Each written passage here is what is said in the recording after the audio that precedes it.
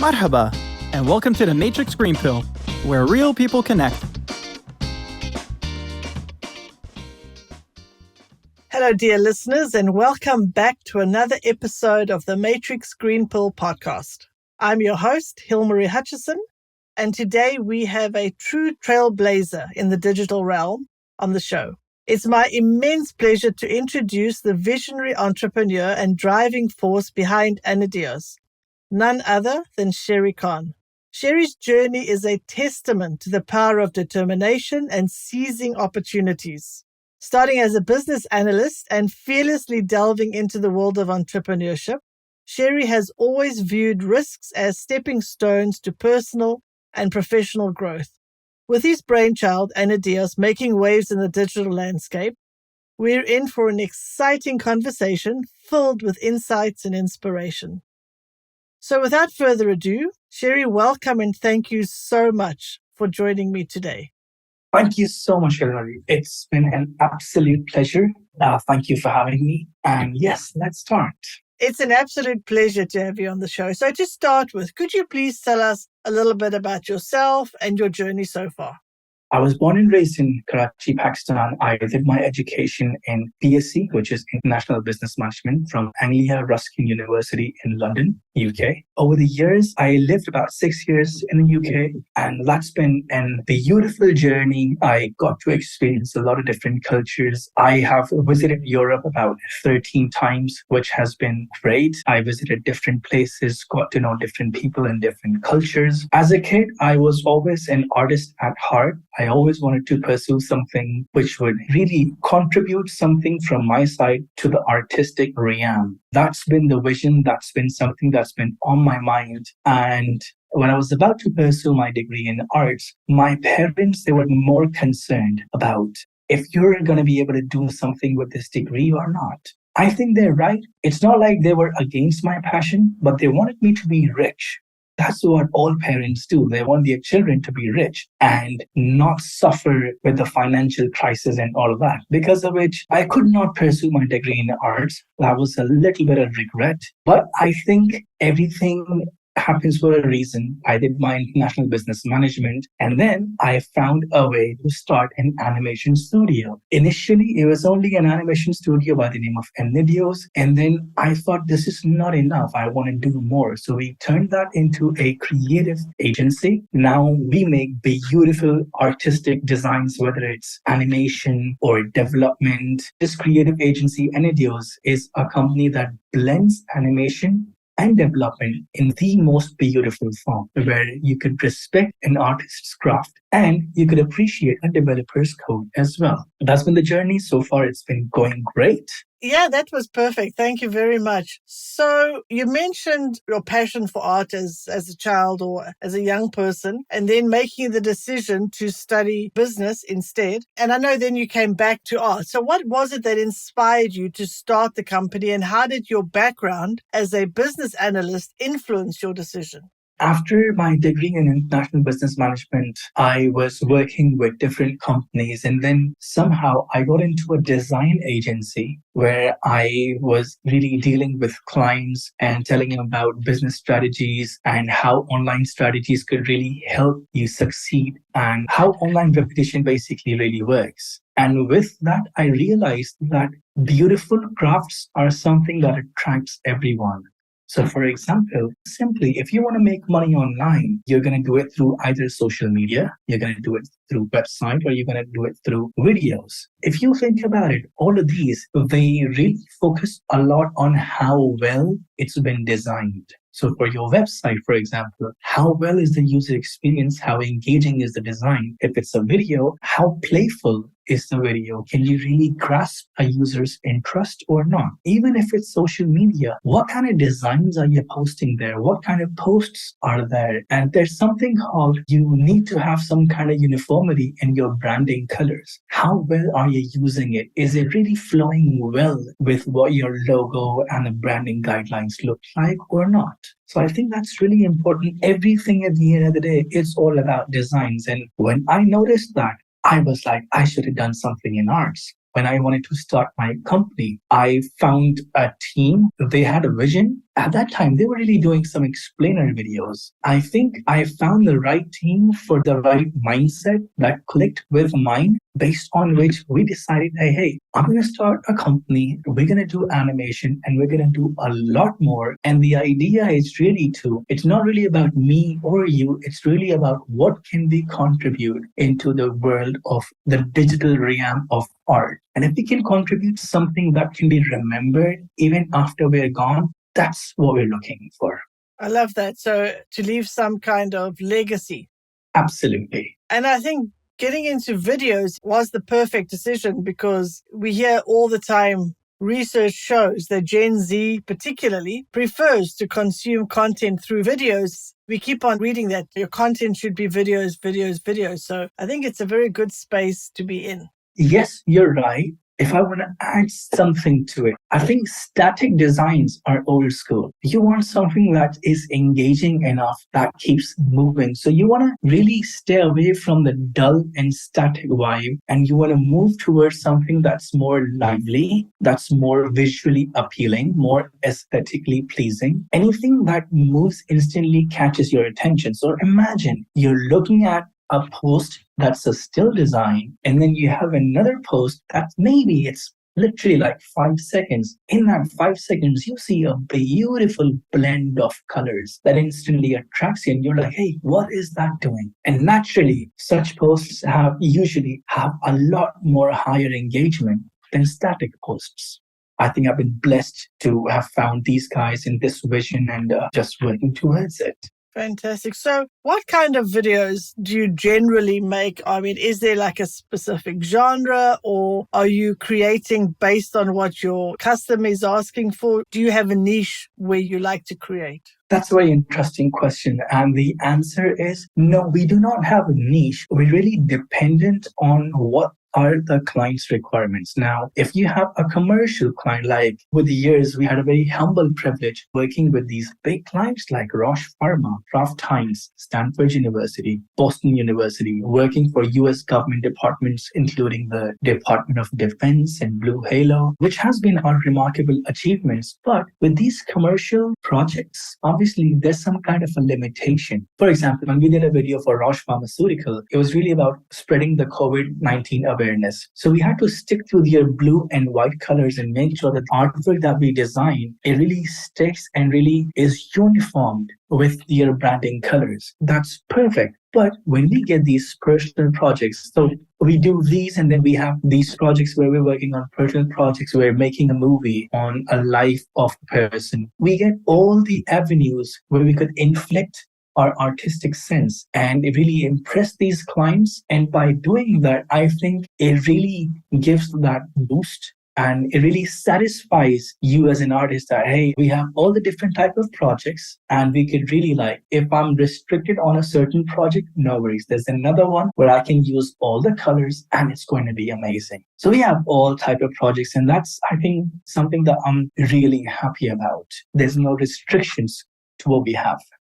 So that keeps things interesting for you and for the team as well. So there's not just one thing, you are doing a variety of things on sort of any given day. Do you have like a preference for how long the videos are? Are they generally like 1 minute or 2 minutes, or are you generally doing like 30 minutes? What is sort of the length that you are creating? The purpose of the animation really matters. Nowadays, with TikTok and Instagram, you may know that the attention span of a user has really decreased. So what is the purpose? Are you doing it for promotion on social media? I would recommend a 10 to 15 second video at max. If you try to deliver a message, let's suppose, explaining what a company does, anything from 45 seconds to 50 seconds is okay. But if you're doing a short movie, we did a movie for one of our clients. That's a brand, that's a product, and they're really big. They're already out there in the market, but we really wanted to deliver something, perhaps a video where we could really show what their background story was really like. So what we did is we created a video in a Disney Pixar styled video. When I say Disney Pixar style, it just means that it's going to be cartoony, but the lighting and shading on those videos is going to be so realistic that you could see every single strand of hair of that specific character. It's really about what we're trying to do, what the entire duration of the video is going to be, and what is the purpose. We're creating videos for 60 minutes, which is a full length movie. We're making videos for 3 to 4 minutes, and then we make videos for 15 seconds, which is really like the last one that we did. There was a 3D bull. It was supposed to really like jump out of the window, and it felt like it's going to jump out of your mobile phone because it was on your Facebook. That was literally like 10 seconds. So the duration really matters on what is the purpose of the animation. Excellent. So you can do the full spectrum, depends on what the purpose is. The digital landscape is constantly evolving. So how do you stay ahead of industry trends, and what steps do you take to ensure that Anideos remains at the cutting edge of innovation? Yes, you're right. It's changing every day. But I think you should really be aware of what is going on in the market and constant research of what is going on. If you can adapt to the latest technologies, and if there's any new innovation that you can come up with. So for one project, we mixed 2D and 3D together. That's something that's not been done before. We used 2D plates. I'm sure you can imagine if you go for a full-fledged 3D animation, it ends up being really expensive. What we did is, and only because it was a promo video for 40 seconds, we used 2D environments, and then we had 3D characters in front of them, which obviously there was a drastic decrease in the price. The client loved the end result. Nobody could really tell that it's not a 3D video because you're looking at 3D characters. But me and the client knew that it's a 2D environment. So I think these innovations, you adapt to the new technology, constant research. That's what we try. And so far, yeah, it's been going great. I like that. So you're not just following the trends and keeping up, you're actually creating the trends, which is really the best place to be. I think you have to, otherwise you can't lose a client only because they don't have a lot of budget. So you need to provide them with the right consultancy. What is the purpose? Why are you doing it? What's your budget? And once you know all of these answers, then you suggest them something which really fulfills the purpose and answers all of their questions as well. Very good. So let's change direction a bit. As someone who started as a business analyst and then transitioned into entrepreneurship, what advice would you offer to professionals who dream of starting their own ventures, but they're unsure if they should take that leap of faith? That's a very important question. There's a lot of people that's making a lot of mistakes. I think you should make mistakes. I've made my mistakes too. But yes, I have learned from people who have been successful. I think do not expand too soon. You take enough time to process, make the right decisions. Sometimes we human beings think that if you're getting a good amount of money in return, maybe you just want to invest it anywhere else, or you want to use that money, or you want to use it for your personal reasons, or withdraw that as profit. But that's not right. Always manage your budget. Save for the bad times. You don't know when you're in a position where you need those funds back. So you must have enough amount for unforeseen circumstances. That's A. B, if you're the investor, then that's good enough. But if you have investors, you need to maintain a good relationship with your investors. Investors are the spine of any business. And investors really help grow financially and take the business to new heights. And always, what kind of a team do you have? It really matters. So you need to hire reliable and specialized resources that you think can take your company towards growth and really match with your vision. Honestly, I learned that late, but now I understand that you people shouldn't really take it for granted.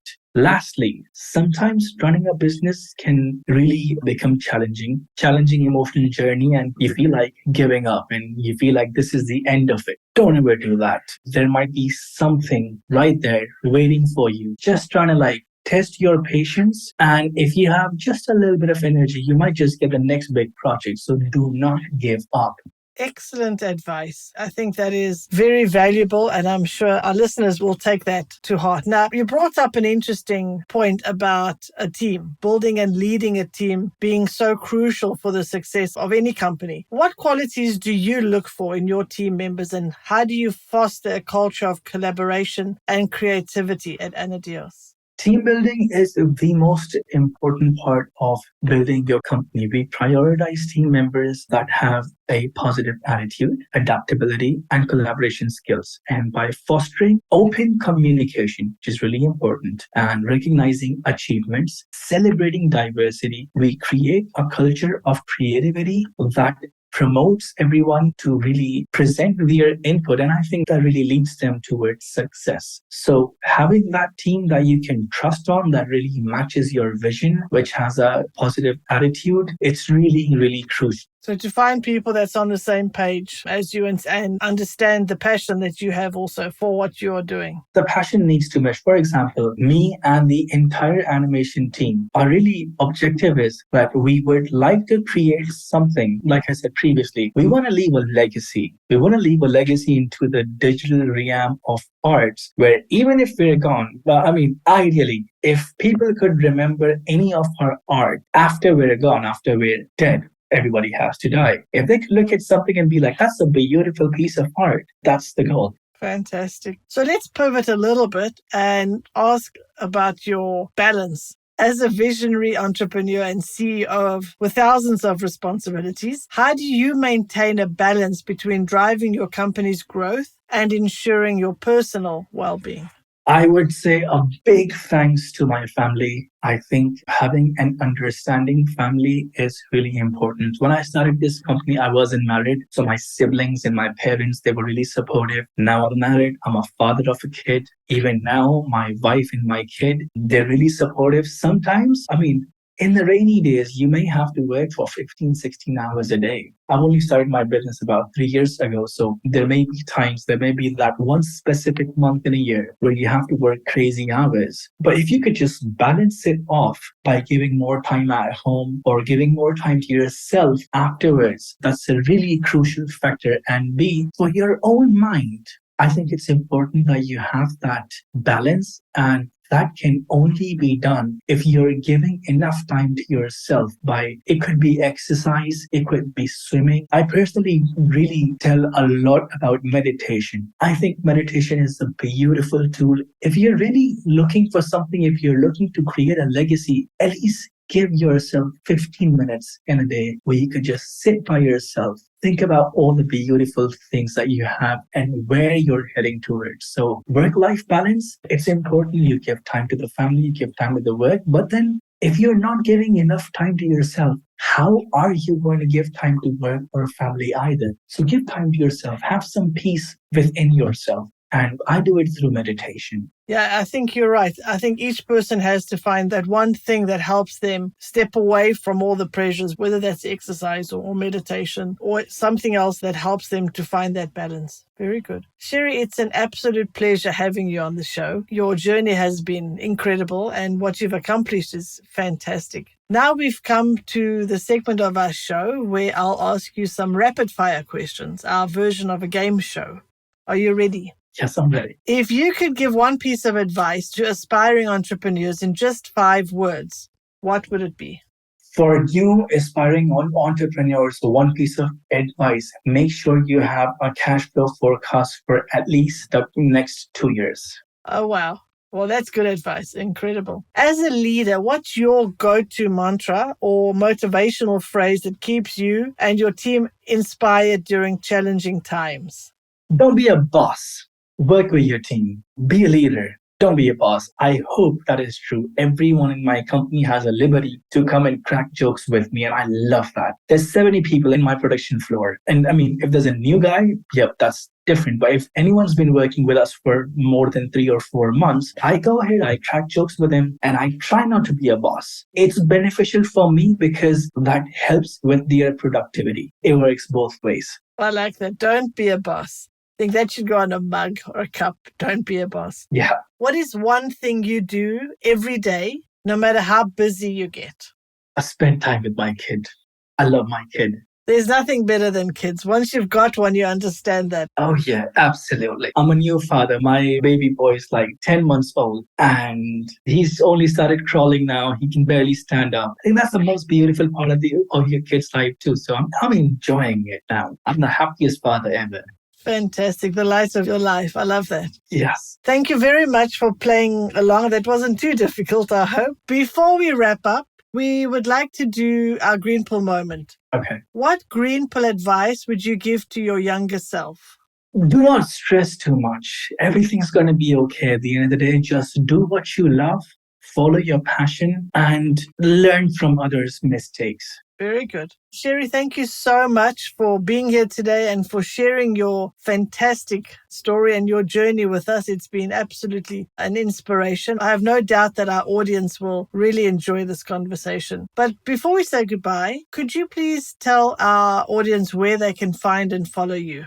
I am on LinkedIn and I am on Instagram as well. You could just go and type in Sherry Kahn Anideos and you'll see my social profiles and I could be found there. Lovely. And we'll also put that in the show notes, of course. So again, thank you so much for making the time today. I wish you and Anideos all the very best, and we'll definitely be following your journey as well. Thank you so much, Hilary. It has been a pleasure being here. I wish you all the best. And I think I've heard other podcasts too, and I've heard podcasts from different people, and then I've heard a few podcasts from your website. I think you're doing a wonderful job, and I really, from the bottom of my heart, I wish you best of luck. Just let's grow together. I love that. Thank you so much for your kind words. Of course, I love to hear comments like that. So thank you very much.